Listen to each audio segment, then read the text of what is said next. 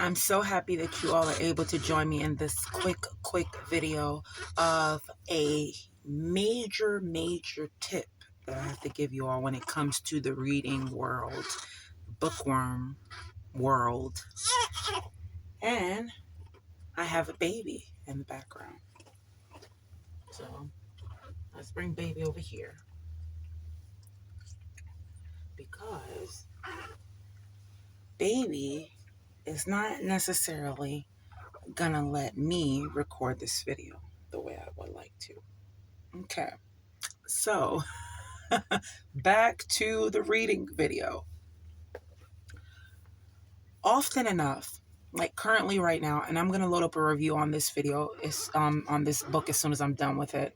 But this book right here, Blackbirds in the Sky by Brandy Colbert. It talks a lot about the Tulsa Race Massacre in Oklahoma. It talks a lot about that. And so I will load up a review on this as soon as I'm done with it. I'll probably be done with this tomorrow. Just because as I put it down and pick it up, it's not a thick book. But as I put it down and pick it up, usually I finish books within about 2 or 3 days. But I'm glad that I'm saying that to you all because this is the reason for this video.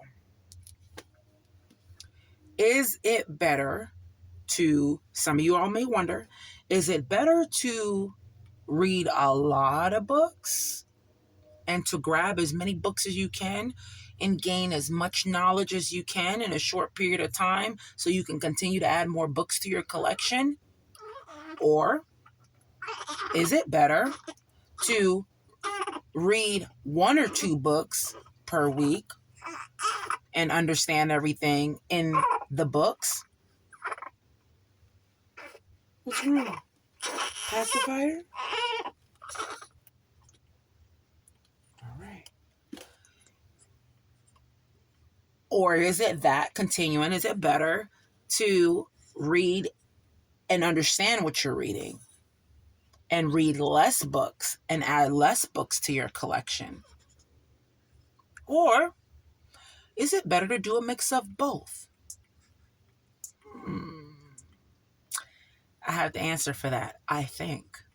I'm pretty confident in my answer because I am a complete bookworm. Anywho's, so the answer to that is both, in my opinion. This will not help everybody watching this video. This will help some people. But please take whatever you can take out of the video and combine it with your tips and tricks and things that you know. And I'm sure that it'll work out just fine in your favor. And then you'll be able to pass the tips on to others too as well. Moving forward.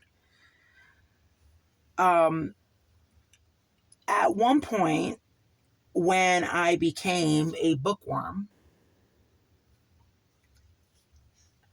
I thought in my head, honestly speaking, I want to read as much books as possible. I want to read as much books as possible. Okay, then let's sit up and say hi to the camera then, being that you halfway up. You see? Anywho's, I thought that as much books that I read would be the better. Read as many books as possible and add as much to your collection. And then I realized that I wasn't actually soaking in all the information that I would want to soak in if I wasn't in that moment reading. And I actually made a plan and I'm like, okay, I want to read this book and I want to soak this information in. But because I'm so addicted to books, I just, over time, I've gotten so many books. And then I end up jumping to different books at some points and not finishing others because I feel like it's not even worth finishing. And that's another thing. There are some books where after you read the first few pages, you know that you're not going to finish that book. Don't waste time with it. Really give yourself only or no, that wouldn't be the right way to say it. Only waste your time with books that you know that you're going to receive something out of. When I say that is I'm talking about pure knowledge. I'm a person that I'm not into fiction. I'm into nonfiction. I've read fiction books. It's just not my cup of tea. So I'm talking personally to nonfiction folks. But if you're a fiction person, then I might not say the things that you enjoy to hear in the book world. But I'm not down with the whole fiction stuff. And I feel like you can learn from fiction naturally, just like you can learn a little bit of something from everything. But it doesn't attract me to hear fictional stories. I want to hear what's going on. I want the real deal on the history of whatever it may be. I don't want an interpretation or a fantasy story or anything of that sort. I like the nitty gritty. In other words, I'm setting myself up to be a self-made historian by the time I'm like 60 years old. Anyways, I'm 38. I got a lot more years to go, a lot more knowledge to soak in. But I would say because of that, because there's so much knowledge out there, it's okay to have a lot of books and try and attempt to read those books and eliminate the ones that you're not interested in. But it is so important to soak in the information and knowledge from each book that you're reading.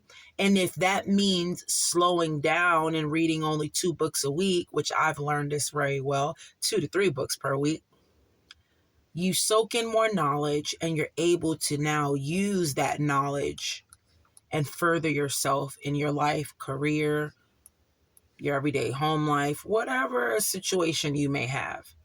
But if you don't soak in the knowledge, in my opinion, and you just read through the books to just try to speed it up or have a big collection, when someone asks you about that book, you won't be able to explain it. You won't even be able to have a real opinion because you probably won't even remember what you read out of that book. So, try your best to have a variety of books so you can switch it up if you're a person that gets bored really fast. Conclusion.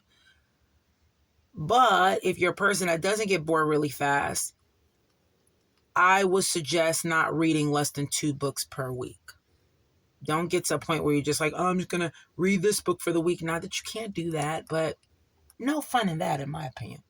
But have at least 2 books that you're reading for the week so you can, not get so bored with one, or maybe get brain frozen with one, or get a brain freeze with one, and then you don't have another one in order to continue that drive and that motivation to continue reading. Because it's easy to lose that motivation to reading, especially if you're in the beginning of your addiction to books. But if you're like me, there's no way in the world that you're going to get bored of books. If anything, you'd rather be surrounded around books. Surround me around books. It's all good. I don't care if I'm in this room forever with a whole bunch of books. At least my brain will be swole with knowledge. Anyways, I'm silly, y'all. But that was my advice and my tips for today. I hope that helped you. And if it did, please leave a message below. The baby was not the plan of the part of the video, but being that he wanted to be right here in my arms, I figured, well, he could be a part of the video. So thank you all so very, very much. You have a beautiful and blessed day. And I will see you in the next Bookworm and Writer Review. Have a beautiful and blessed day. Bye, y'all.